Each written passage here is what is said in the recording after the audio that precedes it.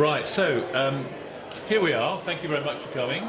Sorry a bit late getting started. However, now then, from my left to right, may I introduce everybody, because we are having it filmed and it's going to go nuts on social media later. I can just feel it going on, can't you? To my left, this fine figure around here is Frazer Couzens, Manager of Enterprise Strategy at Smart Technologies. I was convinced he was a Canadian ice hockey player, but I mean, the man's got an amazing physique. He obviously does sporting. So I thought I'd place myself next door to him so something might rub off. In the middle here is the well-known Gary Keene, Audiovisual Manager at Google, and Non-Executive Director of the AV User Group, which I thought we'd sneak in, which not many people add on to your titles, really, but I think people should know about. And at the end, but by no means least, propping herself up against the corner is Jenny Hicks, who's Group Head of Technology here at Midwich Group, who you probably know anyway. Now then, it's a bit of a difficult one, this, because workspaces is an eternal dilemma editorially for everybody, because where do you start? Every time we do case studies on the subject, we come across a different solution, different approach, and it's very difficult to standardise your thinking about what the best approaches are. And I put lots of notes here, trying to get my brain engaged, thinking about it. And it's about creating a workplace we can all work in, whether it's virtual or real. How do we do it? What options do we have? And what approach should we take to make sure it works? Because it's difficult to know who's in the audience today. And I think, well, our brains have gone round the full circle trying to think how we'd approach this. So I think really we'll start from basics. And how many different workspaces are we talking about? Can we define workspace in a conventional way? Or is this just a vague notion that we think, well, it's the nirvana, but it depends on the business and so many different requirements? I really don't know. Gary, what about you? I mean, a lot of things going on Google and workspaces, aren't they? I mean, everything's a workspace, isn't it? So the methodology we use is we take a business-focused approach. So what that means is we're intensely interested in the goals that our business customers have and the ways in which we can help them meet those goals. And typically the way that resolves in the AV space is going to be about spaces where they can collaborate, and then spaces where they can work pretty much in isolation, where they can do focused work. So what we recognise is within that collaboration space, when you want to bring together a group of people, either face-to-face or virtually, we tend to divide collaboration into two categories. So you have ad hoc, unscheduled, tends to be reactive, tends to be small group. Something comes up, it needs to be solved quickly. And then we have slightly more formal, scheduled, typical weekly meetings, larger groups, tend to follow a set format. The research that we've done internally shows that roughly 85% of our collaborative meetings fall into that first category. Only 15% fall into the second category of larger, more formal meetings. Within that 85%, 90% of those are 7 people or less coming together. Is this something that's come out of your... I mean, the difficulty I have, certainly understanding that, is if this happened to be, certainly in our company, if we happen to have a free space, there's a nice collaborative environment there, but it's not particularly free, we just pop into a non-collaborative environment because it happens to be a space we can pop into, and it happens to be the boardroom.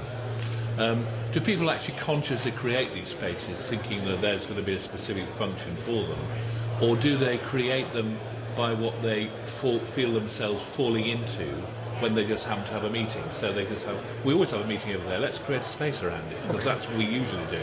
So do they start formally, or do they start relatively informally? So the approach that we're beginning to take and beginning to roll out at scale now does fit that description. So what we do is, again, we look at a team which could be up to 9 people. That's like the basic social unit at Google. And even within a team of 9 people, you will have a space budget. Okay, so your space budget is the place in which you work together, obviously. And within that, if you need micro meeting spaces, you can have them. Now, they might be phone booths because, again, you do a lot of collaborative work with other sites and you need to jump in, do a one-to-one call, or you need to participate in a large call when you're a single person participating in that call. And the ability, or rather our ability to give you that space means you're not creating a noise problem for your co-workers when you go into that phone booth. But within the team, they're typically going to need their own meeting space because, again, we don't want them causing that noise problem when something comes up and you've got 2, 3 or 4 people going, yeah, we need to work on that. So the fact that your meeting room is owned by you, is not bookable by anyone else, and it's 6 feet away from you, that soaks up that local demand. And we talk to our customers, our end users, Googlers, an awful lot. We survey them. And the questions we ask them, typically every 6 months, are focused around how the built environment either helps them collaborate and do focused work, or gets in the way of collaboration and focused work. And the single biggest regular complaint we get back is noise.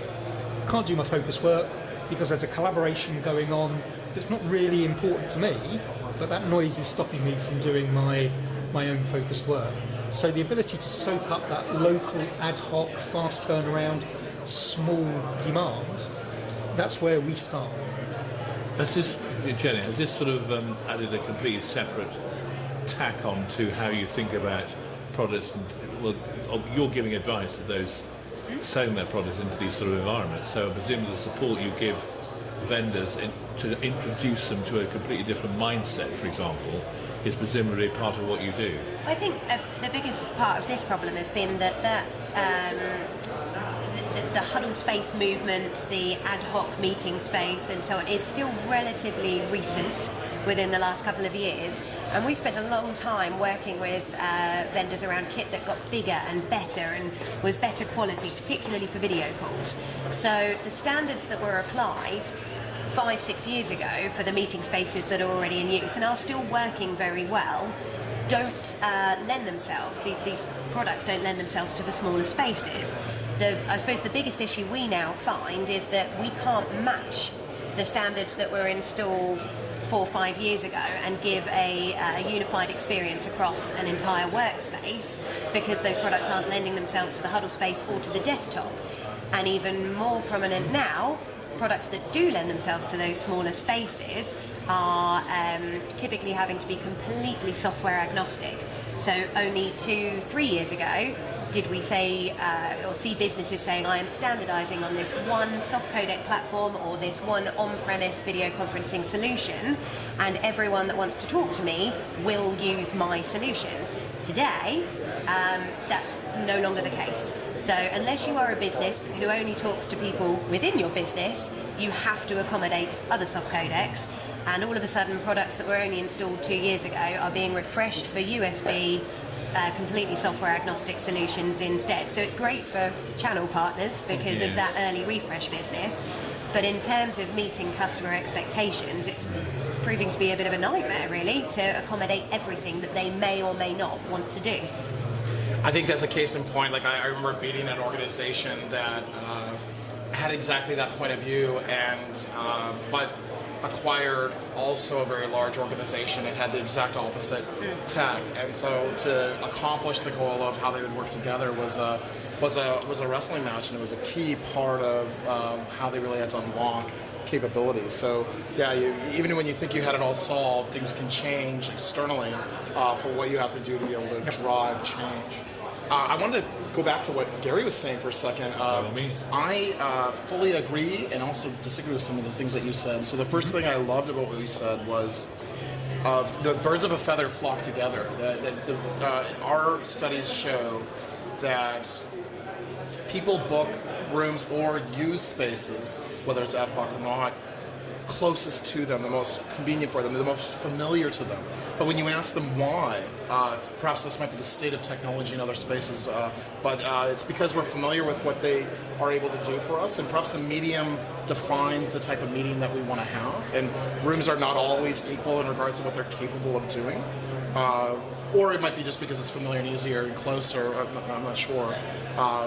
The second one that I think that's inconsistent with the behavior I'm seeing, and this might be more of what Jenny was saying about the larger area, about the rise of the huddle, and maybe where you're at in your evolution. But the studies I've seen and the usage reporting that I'm seeing of my clients at Smart are about 60% to 70% of organizations are still scheduling time for when they're actually working in a space, at least calendared events. The rise of the open zone is real, but it's just not there in most organizations, I think, yet to get wide scale. But I think the way you've implemented it is genius, right? Keeping it close to the group, keeping that homogenous culture, and really relieving the distraction. I think that's fantastic. I mean, we're in a position where we've rolled out ubiquitous VC.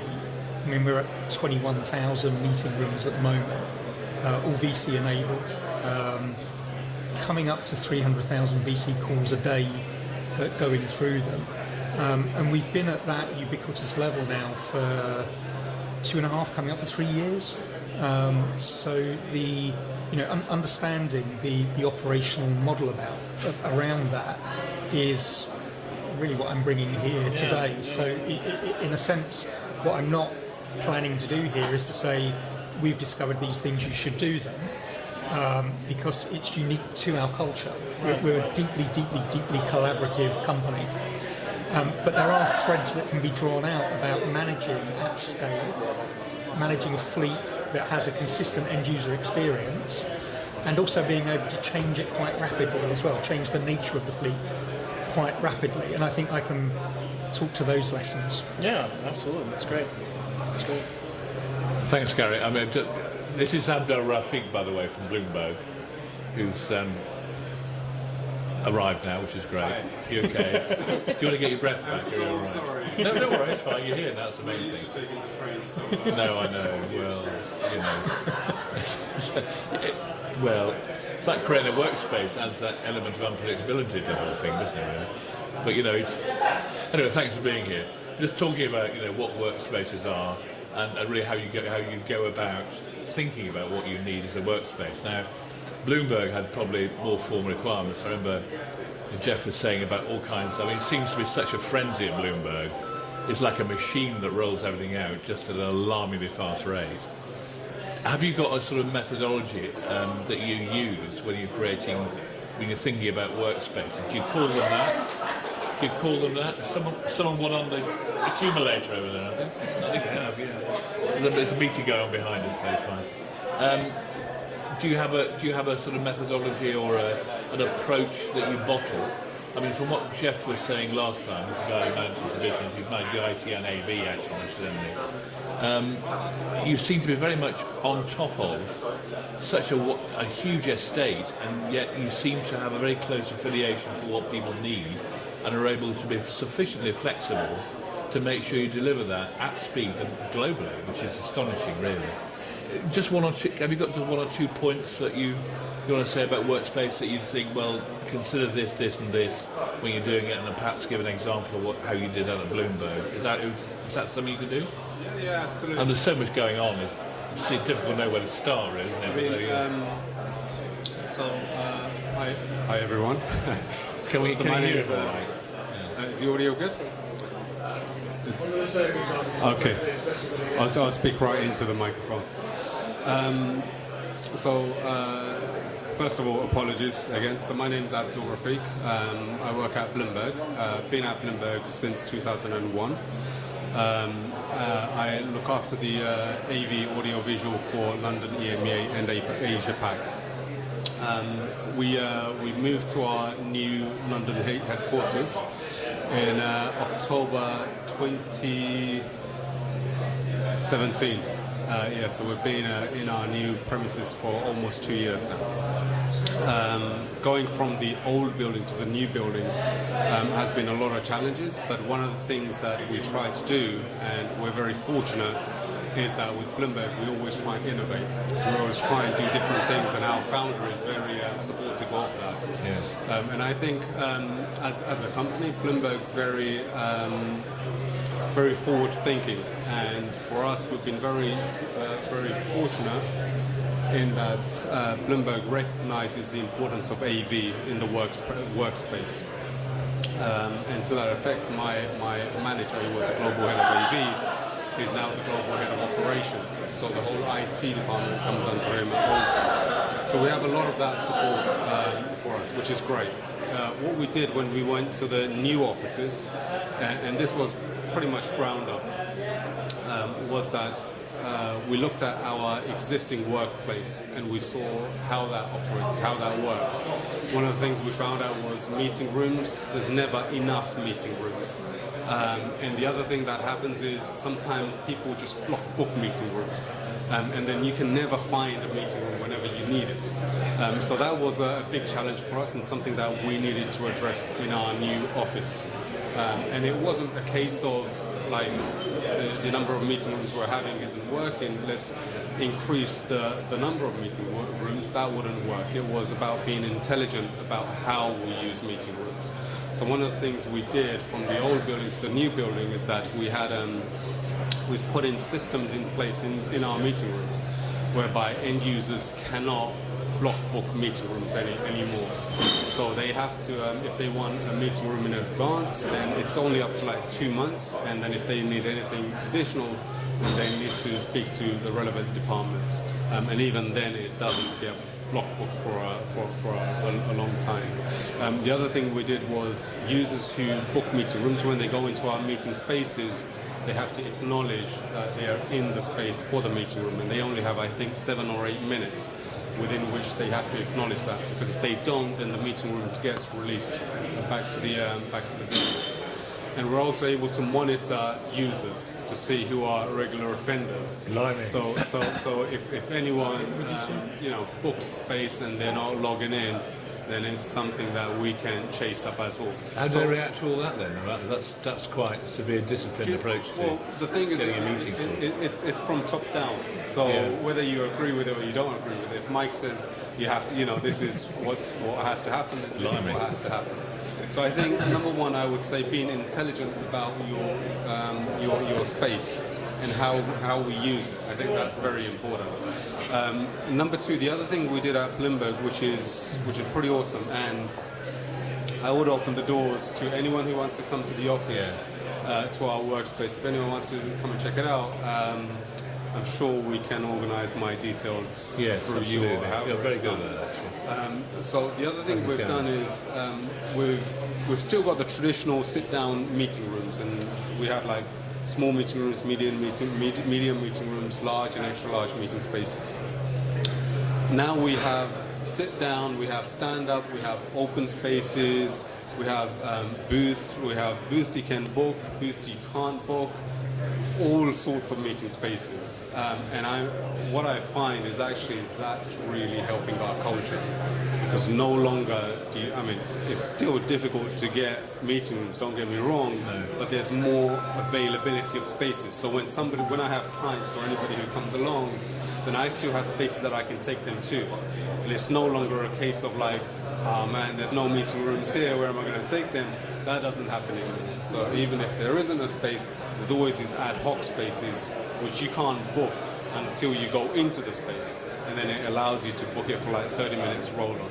So we've done a whole mixture of stuff, it was a whole combination here of actually creating stuff that looks flexible and ad hoc and everything else, but which has, well, we're used to actually organising ourselves much more formally in a disciplined way. The element of the meeting, one element of the meeting space seems to be against that, quite the opposite of the way around, but it only works if you've got a disciplined, more formal approach to maintaining people's management and going into this sort of thing. Seems to be a bit of contradiction in terms. From an AV point of view, it must be a nightmare to manage this approach. As a magazine, we've seen eBay, we've seen Facebook, we've just seen Uber. We're looking at a couple of other companies who are considered to be high-tech companies. There's an element of lots of greenery around and nice informal spaces where people ostensibly work and get things done, but that I'm just not sure whether that's classed as a workspace or just a casual area where people sit down and work in isolation on a laptop and don't talk to anybody. And I think that's confusing it between a slightly formal space just defined differently to do something in a formal nature between groups of people who want to achieve something. But interestingly, Am I being too Clive, cynical? I don't know. Well, no, but lots of people use your biggest available spaces to do exactly that, lone working away from the desk where they can't be disturbed. And it's interesting what you say about the confirming that you have arrived in the room within 7 minutes. When the first room booking systems hit the market, we thought that was a great feature. We went out and we talked about it, and we had quite a lot of pushback from the channel of, well, isn't that going to then cancel off my meeting room and be a nightmare if someone didn't remember to do it?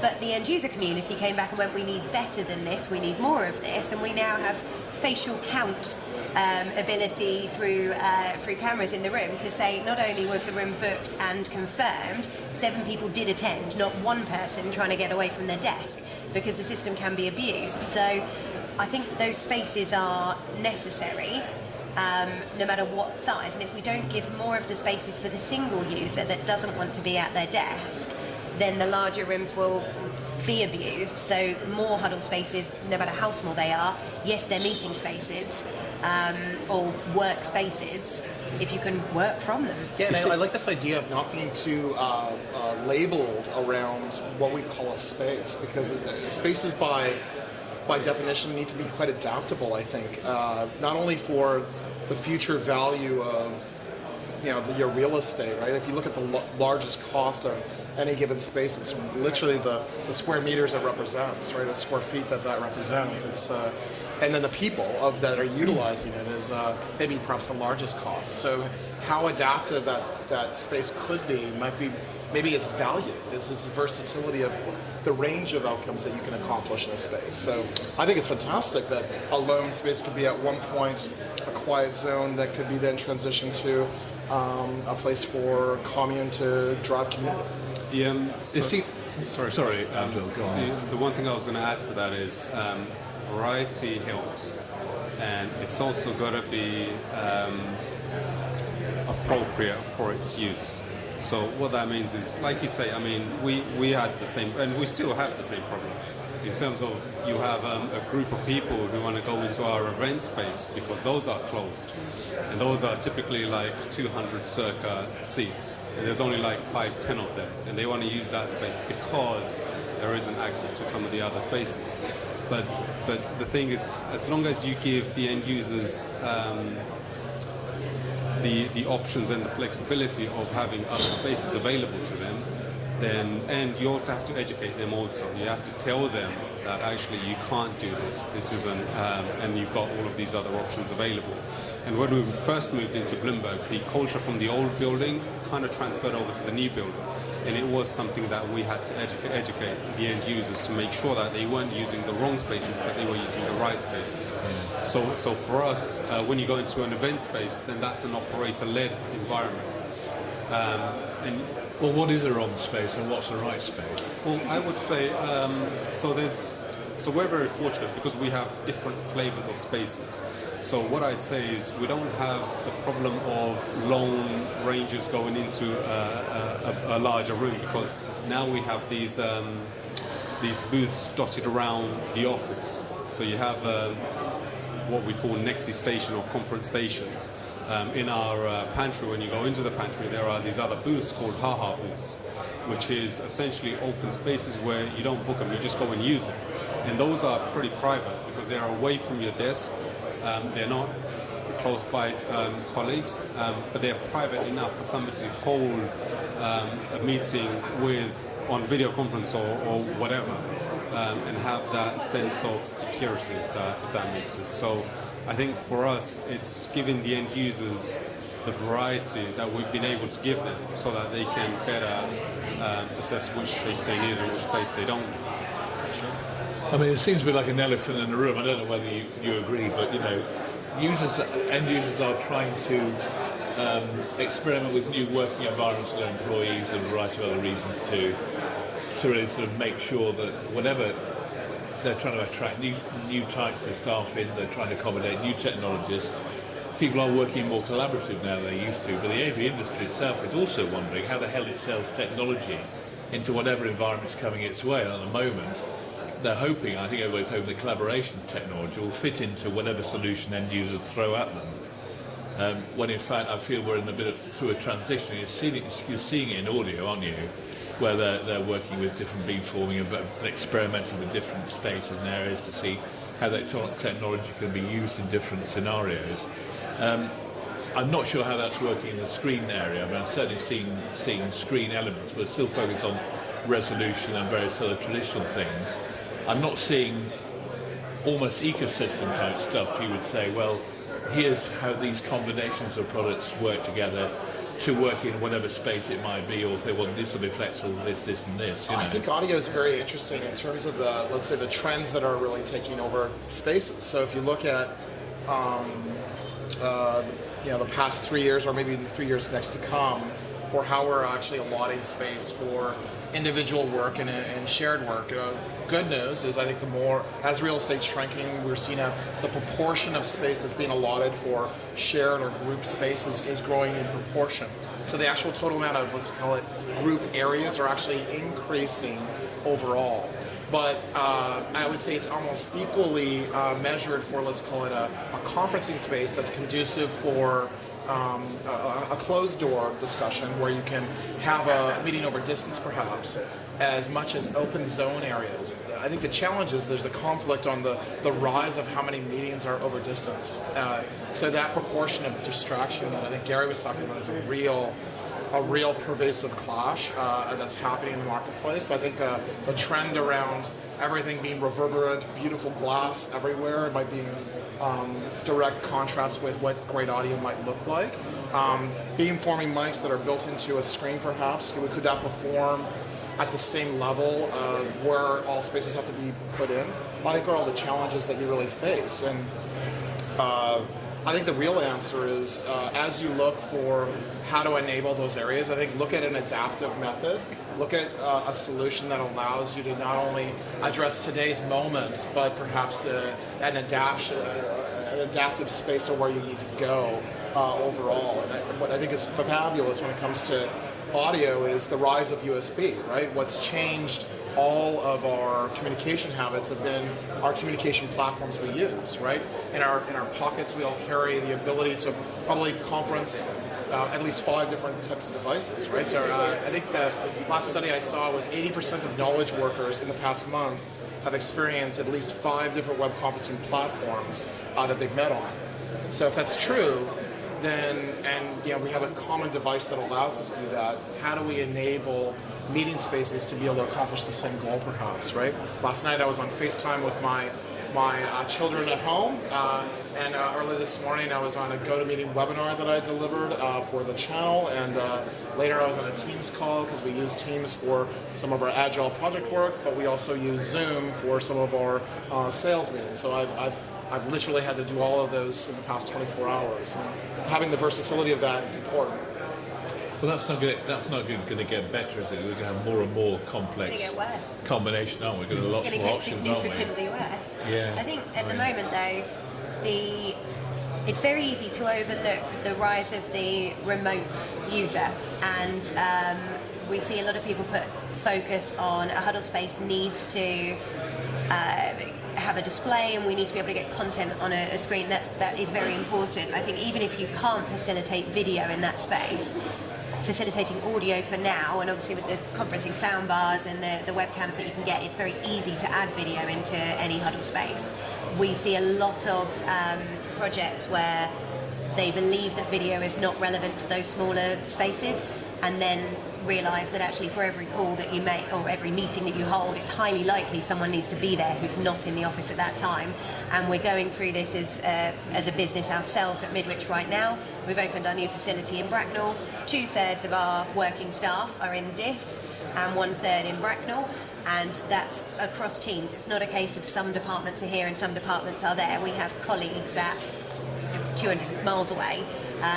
And the importance of having video-enabled spaces, whatever space it is, has suddenly dawned on us. But the difference between creating a mini version of what your main office looks like and a slightly different space that accommodates a different way of working. Yeah. And I think people are saying, well, we've got a remote office, we've got a smaller version, a couple of chairs, a screen, this, that and the other. It's exactly what we're doing in head office. We're not thinking differently about how our staff work, and therefore the facilities they require. I mean, we're seeing a lot of this. This is what makes it so difficult and confusing. that they're confidently looking at technology as a sort of comfort zone. Yeah. Oh, I know how to use that for that's all I need. They'll cluster around that rather than thinking differently about how they just want to talk to each other.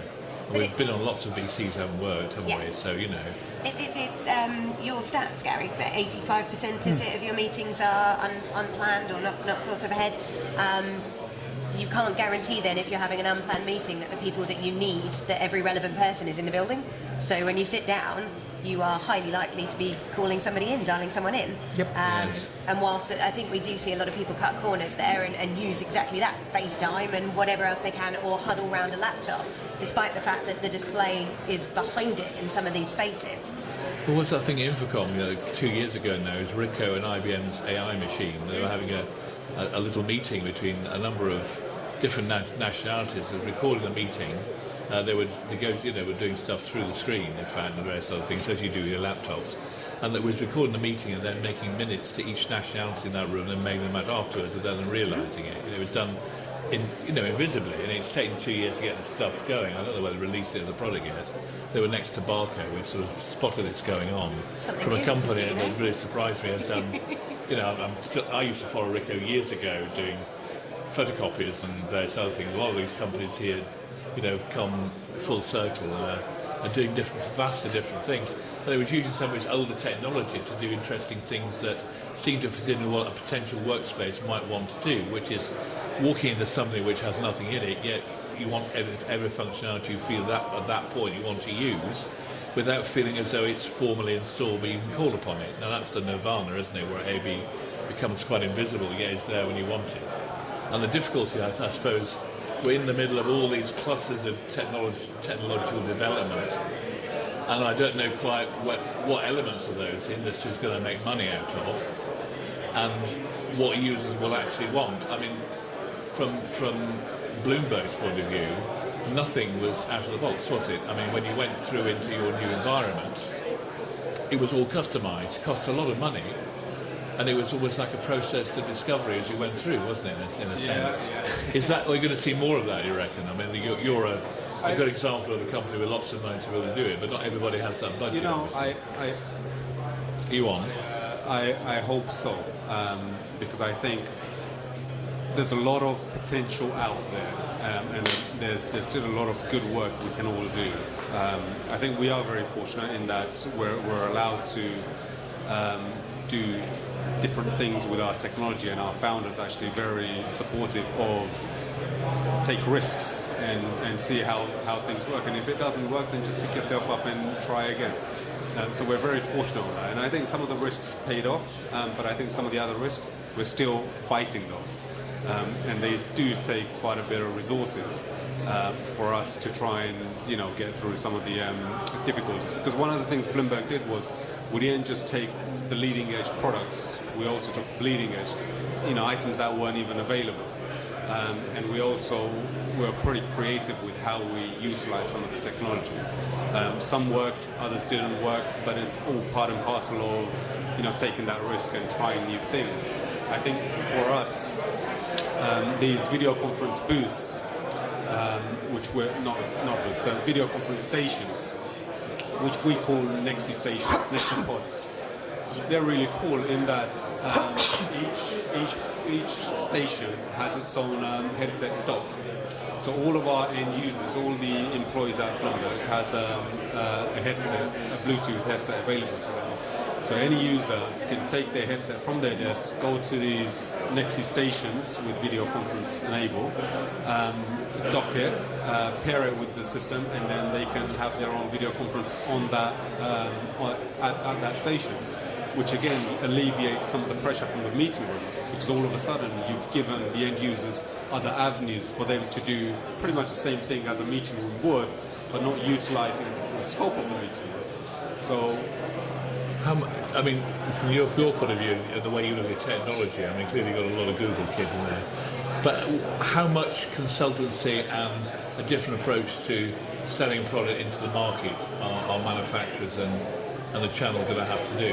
Do you feel as though the whole distribution of products and the whole understanding of what users want is going to change subtly, or do you see it as it's Because these are new requirements, essentially. It's a fairly new territory, I would think, a lot of people. Yeah, I'll answer your question in a roundabout way because I'm not going to inadvertently set myself up as an oracle to proclaim what manufacturers should. Oh no, well, do. we're exploring things here, aren't we? This is, But where I think more work needs to be done across the industry is in capturing the benefit of the work that's done in a way that is relatable to sponsors. Because I think at the moment, with the greatest respect, we're often seen as nothing more than a cost because we struggle to actually articulate what the benefit is of what we do. So to be able to come up with common measures that we can agree on that allows us to go for funding and say, okay, if you spend this, you are going to get this business outcome from it. I think that's critical. And I also think that manufacturers can get into the slipstream of that because, again, it gives them a language in which they can talk to potential enterprise buyers about, well, if you invest in my technology, you get better collaborative outcomes, and I can show you that that's the case. So I foresee this, hopefully, this trend away from being very feature-driven and being driven by the newness of technology, changing to something which is much more about measurable business benefit and that driving investment. It's a way to a point the way IT's gone, isn't it, really? Yeah, absolutely. But there's even I'm noticing it, there's much more a drive to what customers have been doing, especially new environments are quite bleeding edge, and much more towards a data-driven analysis of what's happening within the business, something you can quantify, then deliver to someone who can actually make a model out of it, rather like the audio guys do, and deliver something, well, our products can do this, but may I suggest you perhaps have just consider doing it this way, and we have these technologies that perhaps can support that, for example. Yeah, so at Google we have a model of what makes for a successful collaboration that we can deconstruct into proxy technology measures. Okay? You think, what the hell is he talking about? So to give you an example, if you look at a room design that's meant to encourage collaboration, a good proxy measure of that is turn taking in the conversation. Yeah. So ideally, in an hour-long meeting between 6 people, you should get 10 minutes from each person there. Everyone's heard, everyone's had the opportunity, no one's dominating the conversation. So from your microphones, you should be able to work out which elements are picking up audio and from where as well. So it's quite a good proxy measure to say, okay, does a design of a space encourage or discourage collaboration? Yeah? So we have a number of those measures which we can say, we can A/B test our upcoming designs to see how they impact on collaborative outcomes. So that's the micro level. The macro level is, I described it a little bit earlier, you go back to your customers on a regular basis and you say, is the building getting in the way of you being able to focus at work? If so, how? And is the building getting in the way of you being able to collaborate at work? If so, how? Get that feedback, be seen to act on it, and then you're in a virtuous circle. That's all we do. It's interesting, it's bringing the users more into the equation, isn't it, really? But we just run a round table between architects and AV consultants, the second one we run. And these sort of issues have come up in that there's much more of a user feedback into what's required in the environment, and that's matched with the architectural vision. These people aren't quite as remote as we think they are in architecture, and actually matching that with the consultant's analysis of what the business is doing and trying to match it in technology requirements. It's still relatively new, isn't it? Because of, it hasn't been driven before, has it? It's only since we've been exploring new types of environment has this sort of approach been taken, and it's something we've written about editorial. Well, we're still developing it really to see how widespread it is. But the model is you get rooms which are square or rectangular in shape, which are built with stud walls that have screens on them, which tend to be rectangular in shape now. And that's the starting point, and that needs to be pulled apart and rebuilt. So people's workspace on flexible. I think you had me on reporting utilization is not enough, right? So, well, what I would say the base level of what has been, kind of professed, has been this idea of if the room is utilized, then that is just enough information to want more. And that's not the outcome that we're all seeking. It's really it tells you have lots of meetings. That's right. It really doesn't answer the outcome or whether it was a richer experience. And I think that's the challenge I fully agree with, that we live in an era of big data analytics. We live in an era that we have such more sensory information around, whether it's AI sensors or more immersive information that can report that information. I think the challenge we should all take is how could we take those proxy of outcomes and then drive to what that modeling will look like for that answer. The area that I'm very keen into is not so much microphone pickup and how democratized that would be, although that's a very interesting perspective. Most of my clients are focused on beyond conversing modalities and really around what content immersion looks like and what they're doing with driving the content workflow of meetings. So if you think of a beginning of a document to an end of a document, the revision, the work that it takes to get from first cut to end is a big part of the creation process where Smart has lived. And so we care deeply about how to model those success points. Is it maybe actually shorter amount of meetings is the answer, right? To final cut is maybe the conclusion. Yeah. I'm not certain, but I think having the data to then model is the necessary step to be successful. It's not just about occupancy, and that's just not enough. So we have an OKR. We have a target to drive down the average time of a meeting. I love it. And again, we think we can do that. And it's not, if you create the right environment that allows a group of people to come together and quickly start the meeting with a common purpose, and you give them the tools to quickly get to that common purpose, the average time of your meetings will come down. It's interesting. So I was going to say, there's two things that resonate for us. One is it's got to be simplicity, and the other thing is ease of use. Like when an end user goes into a space, it's got to be easy to use it. But that consistency has to be across the board. So for us, it's very important because we have offices all over the world that our end users, sales, marketing, whoever it is, that they go from one office to another office, and the end user experience is the same. So it doesn't matter where they are. They just need to have that familiarity that they can just get on and just do it. And I think that encourages a lot of use in those places. And one of the things we had, actually this is a good example of don't overcomplicate things. In our new office, one of our larger room, a 20-person meeting room, had a lot more technology put in than some of the other rooms we had. There was like DSPs, I'm not going to go into names or whatever, but there was DSPs, there was all sorts of technology in that room. And the end users lost faith in it because it was just too complicated. There was like a touch screen which allowed them to do this and that and so forth. The end users, all they wanted to do was just go into the room and just have their meeting. They didn't want to have the complication. And so what we've had to do was literally strip down the technology and make it as if they're going into a smaller meeting room with technology which are similar but able to provide the coverage of a 20-person meeting room. So again, it doesn't have to be complicated, just keep it simple, but just make it easy for the end users and make it consistent. The design has to be consistent from room to room, from location to location. That's what I've seen in my end user studies as well.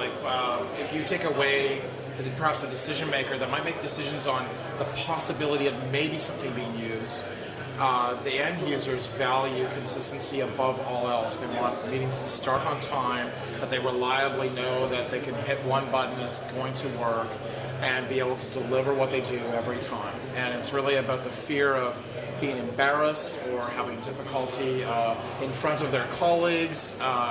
Those really matter in regards to what's the old adage? We're more fearful of public speaking than death itself, yet we put our users in these contraptions of complication and hope that they're successful perhaps, right? So I fully agree with what you're saying about consistency wins. Because at 9 a.m. they're in one meeting and at 10 a.m. they're in another, and they want that consistency across.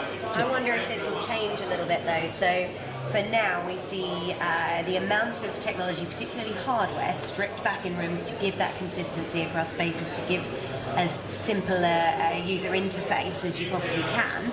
And then we get some kickback of, well, I wanted this feature and it's not there, I wanted to work like this, I'm a fan of this personal device, not this one, and it's difficult to meet everyone's expectations. We're not there yet, but when voice control is perfected for the meeting room, we can go back to serious complexity of systems in a meeting space, because the only people we then have to worry about is support. The user experience will be however you want it to be. And the easiest way to interact with technology is surely by voice. If that is as robust as it should be, then any variation of your request will be accepted by that voice control, and no training should be required. At that stage, we're back to loading up a lot of kit into meeting rooms, but until that's ready, we can't do that right now. Yeah, I also agree with that point, that you can't roll out something so simple, it's a lobotomy and it delivers no value. It has to deliver at a base level enough capabilities that unlock those capabilities. So, is video conversing enough, or do we need an easy way to share information? In the studies I've seen, people are 3 times more likely, even in a video-enabled room, to want to share content rather than just turn on their video camera, right? So if that's true, what are we doing to make that easy? And what does easy look like, right? And how do we make that consistent? That feels like a big challenge for our industry to answer. Well, presumably all this will happen when the technology itself becomes more intuitive. And will understand when you walk into a room, it'll see you, know what you want, and therefore just bring it up without without you having to do it. It's already been faced on the electronic side, and they're developing new chipset for it. I mean, the perfect AV is invisible, isn't it? So it's going to go that way. It's going to take a few years, but already thinking has developed to a point where people will get to a point where they just don't want to think about using stuff. They just expect it to behave in the way they need to behave. So you just get on. It's interesting. Years ago, I had this problem with collaboration, not coming from a collaboration era, you understand. But we're going into this new way where people now are collaborating, and therefore we need a basic technology to enable them to do so.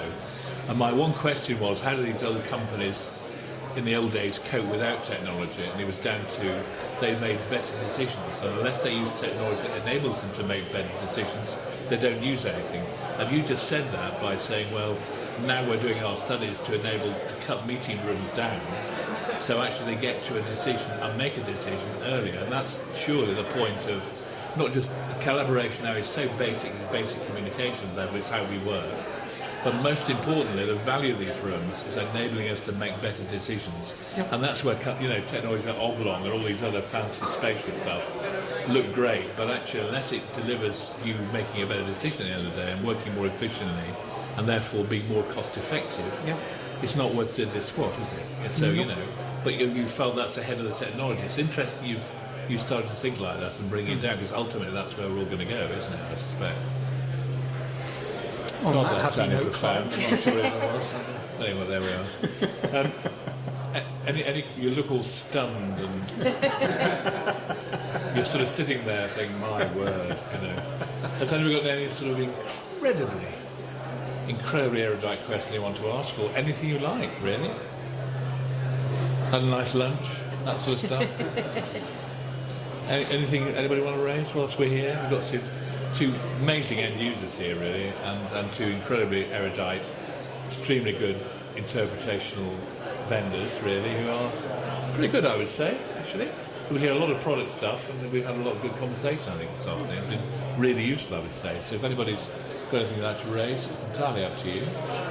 If not, thank you so much for your time. That's not a bit late, but hey, it's the quality of the session, I would find, and the effect.